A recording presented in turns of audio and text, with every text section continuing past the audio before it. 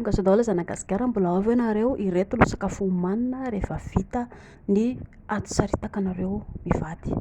Maninona sika no reraka na ho an'ny lehilahy na ho an'ny vehivavy dia misy an'ilay antsoina hoe oxytocine vao anatin'ny hormone antsika ao, iny no mampatonga antsika lasa tonga dia atory reraka. Mbola tsy reraka ako manory fa mijanona 5-10 minitra ianareo anankiroa, inona atao?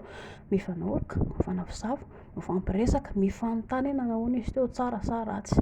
Alefa raha ohatra ianareo ka tsy manana ronono na tsy manana yaourt kely, tsy misy olana izany, hohanina ny akondro anankiroa ny lahy, anankiray ny madama, vita izay.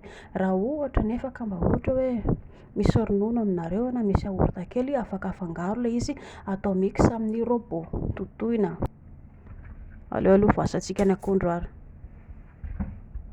voasantsika dia hotetehantsika. Rehefa vita, rehefa voafofy dia alefantsika anatin'ny robot. Anankitelo izany no atao, roa ny lahy, ray amin'ny madama. Ny lehilahy izany tsy maintsy ampitomboina satria ny lehilahy maha-lehilahy mila misakafo betsaka kokoa ny lehilahy. Indray fa ny telony tsy voatery atao hoe potsitra be akory fa mba tetitetehana kely majinika satria io alefantsika ary anaty robot ary dia tsy maintsy potsitra ihany avy eo. Alefantsika ny akondro, ampidirintsika ny ronono na ny atabarintsika ireo tsy maninona izany ronono sy ny yaourt.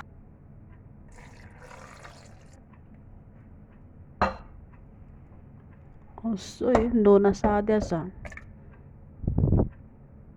mix amin'izay.